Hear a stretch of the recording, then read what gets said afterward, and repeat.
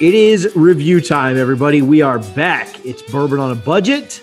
Myself, TJ Pittenger, alongside Brendan Sonnone and Ben Koch. Gentlemen, how are you tonight? Doing dandy, TJ. How are you doing? No one ever asks how you're doing, and that's what I'm here for. Nobody does ever ask how I'm doing. I'm doing great. I'm ready to get in and review some bourbon. Ben, yourself? Doing great. TJ, no one cares about you. So just, yeah, we're doing great over here. Sounds like the rest of my life. Well, let's jump into it. We are reviewing Old Forester 100. As you can see, Brendan and I both have rather large bottles.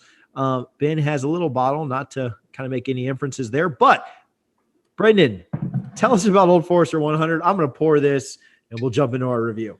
You made a joke about Ben. That was funny just now. So this is Old Forester 100. There you go, 100 proof. It's a pretty basic bottle here. It's actually screw cap. You guys can probably hear it as TJ is opening up his. It is from Brown-Forman, so some people who do Woodford Reserve as well. They also do the Old Forester line. This is Old Forester Distilling Company.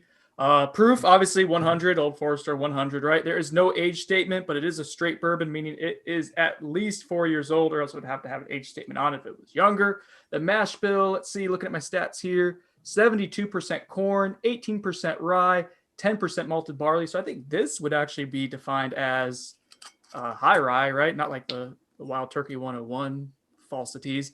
MSRP for it is going to be, it depends on where you look, between 20 and I think in like 2019, it was listed at $30. I've never seen it anywhere close to that. It's usually between 20 and 25 in stores by me here in Tallahassee. What about you guys? What's the price point for you guys typically? Yeah, I'm in and around that 20 to 25 bucks. Yeah, I actually have they lowered it or something. Interesting. I have a handle of it. So Brendan's is smaller. I didn't realize that his wasn't the big one too, but I wasn't gonna correct you saying mine was bigger. You're welcome. I have a handle of it, and I believe I got the handle on sale at a local place close to me for $35.99. Actually, I take that back. It was $39.99. The Wild Turkey was the little bit cheaper one. So $40 for a handle is a great deal. It was on sale though, usually $50 for a handle. You guys been nosing this at all? Ben, you've had this open for 6 hours. I know how you like to do it. Tell us about the nose on this thing. Nose is pretty pleasant. I'm getting a lot of like oak, caramel, some cherry, definitely cherry. I don't get a ton of vanilla, which is typical or which is like atypical. But yeah, it's pleasant. I like it. A lot of cherry. What do you think, BS?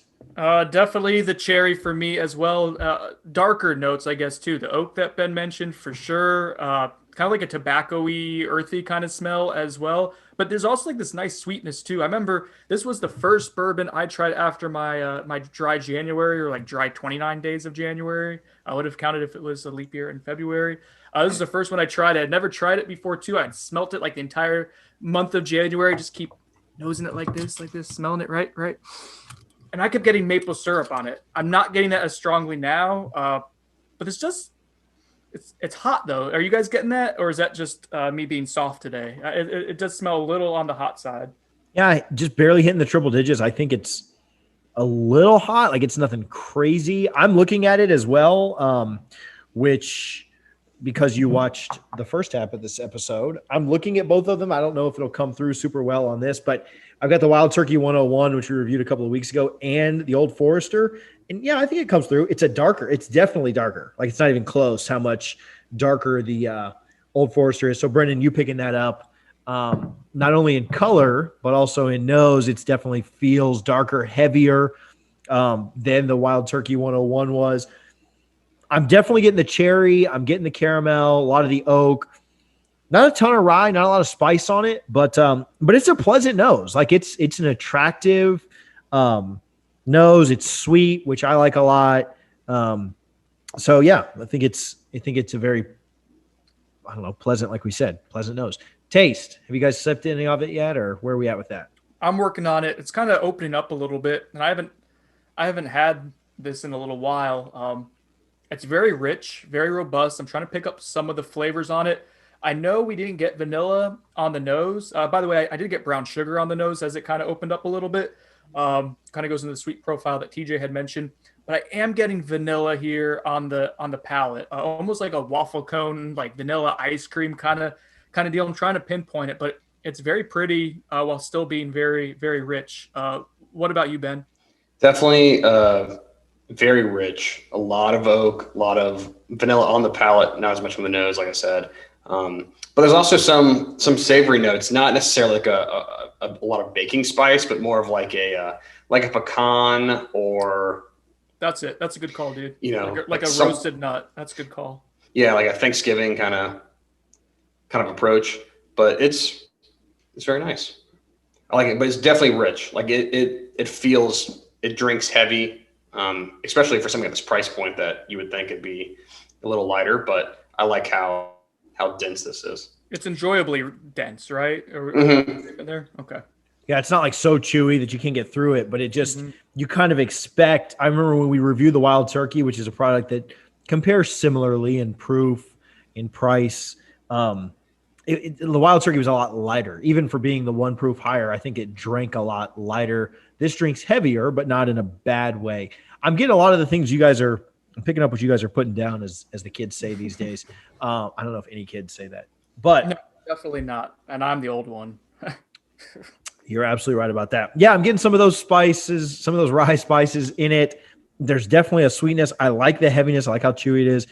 I'm not getting it a ton, but I do get that faint hint of banana that that comes from Brown Forman and Old Forester products, which I love. I like. I tend to gravitate toward the sweeter things, and so I like that sweetness that comes along with it. It's a really enjoyable pour. Like the mouthfeel is great. Everything about this is really good as far as a taste to me. And I like it because of all those things that kind of go into it. How's it finish for you, Ben? It's interesting. So we were talking about how it was like kind of like richer and a little bit heavier. On the finish, I get a little bit of heat, and I think that's coming primarily from the proof. But it definitely finishes a little bit hotter than some of the lower proof items, and then some of the stuff that's a little older that would probably beat down that spice at the end. But I think it definitely finishes a little warm to me. Brendan? Yeah, toasty. Definitely a toasty finish. Feel it, that Kentucky hug, and it lasts for about 5 to 7 seconds, which is. So I'm trying to get better at finishes because Ben's made me feel insecure about it the last couple episodes here.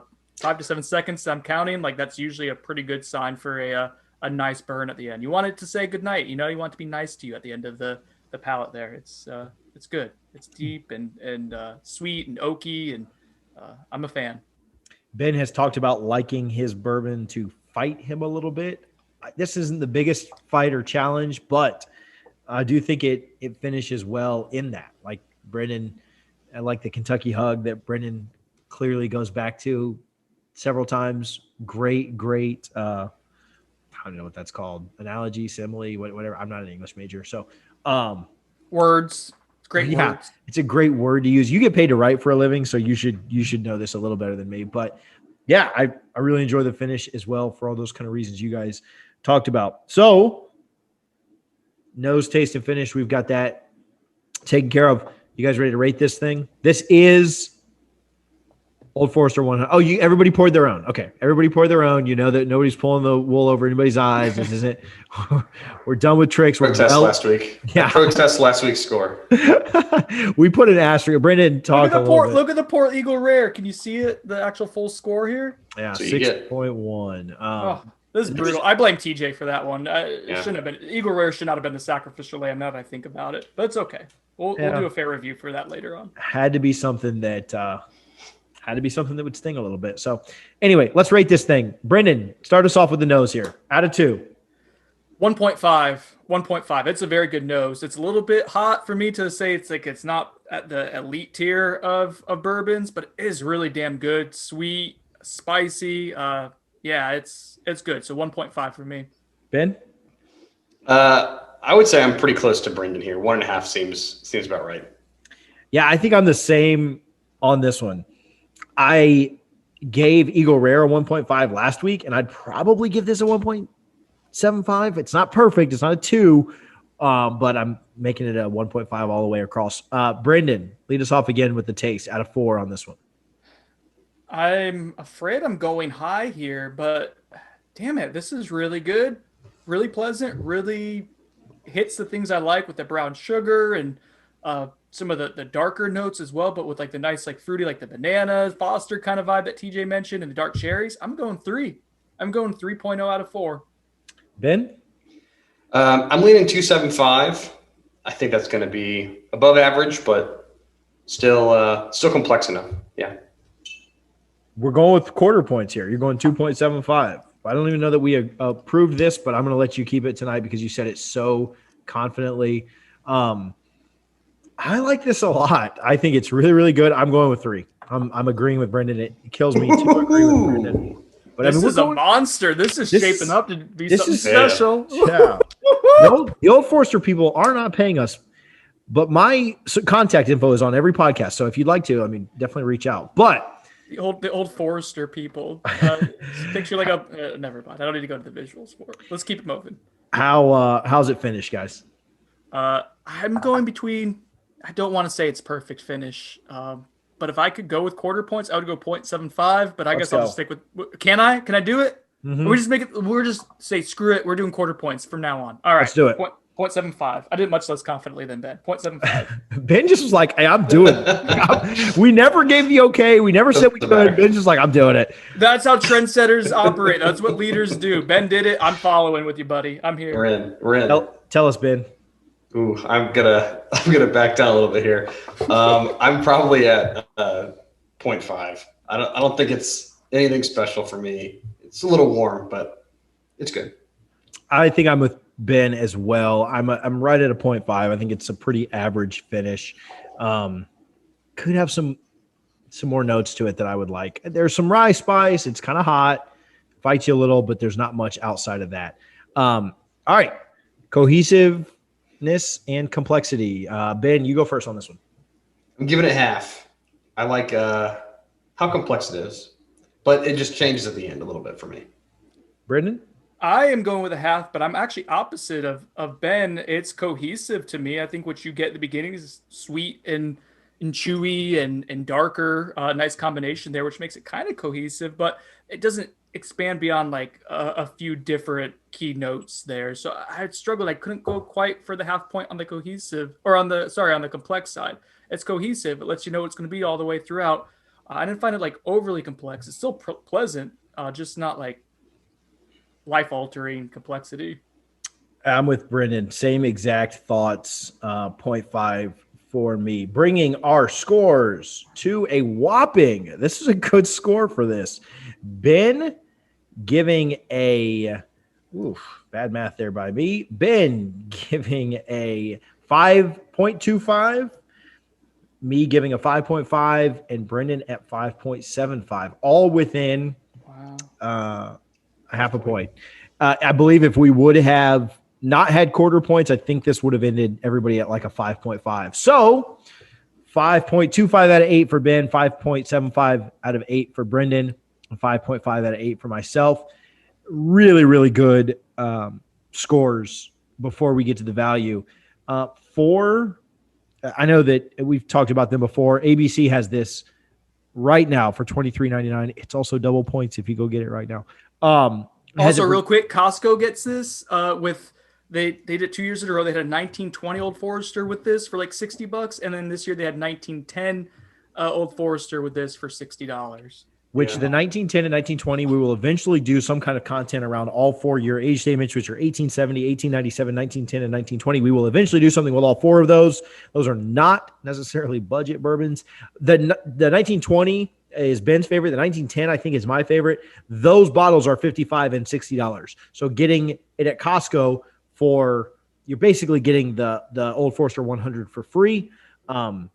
Excellent deal. Let's consider this a $22, $23 bottle. Where's your value at, guys? Brendan, you can start us out. 2.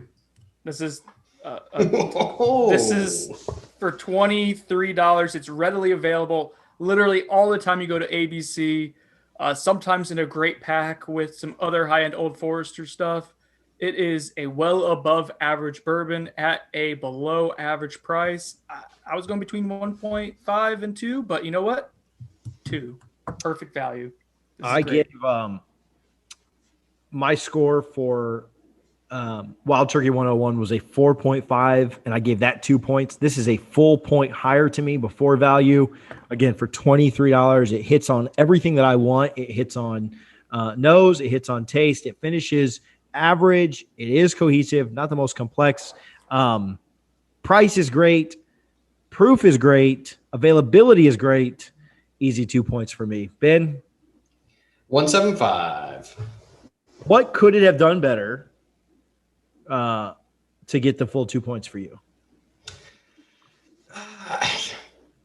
A little bit better finish for me. That's, like I said, that's what kind of let me down. It's just not as impressive as I always have liked, but it's a great value. Great value. So bringing our scores, finishing up, Old Forester 100. Ben is at a 7. Brendan is at a 7.75, and I am splitting the difference, but a little bit closer to Brendan at a 7.5. Ooh, you know what that means? That's a 7.4 on the composite. We got a new number 1, baby. That's our new number 1. Wow. Doesn't surprise me. It's good. All right. Old Forester 100. This is fully endorsed by all 3 of us. Let's go. Yeah. New number 1. It passes Russell's Reserve. It slides past Buffalo Trace and Wild Turkey 101.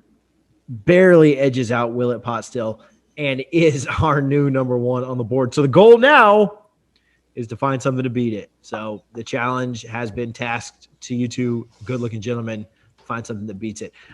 We didn't mention this. Excellent old-fashioned. It's great neat. It's great. A great sipper. Fantastic old-fashioned because it has a lot of those sweet notes. It's very heavy, so it takes in that ice that we talked about in the first part of this episode. But it takes some of that ice. It doesn't break it down so much because it was heavy to start. Excellent old-fashioned mixer. Guys, this was a lot of fun reviewing this. I didn't know we were going to crown a new King of the Hill tonight, new champion, but we have done just that. For myself, Brendan Sonnone, Ben Cock, thanks for checking out our review. Go check out our social medias, Bourbon on a Budget. Follow us there and interact with us. We'll see you next time. Cheers. Cheers. Cheers.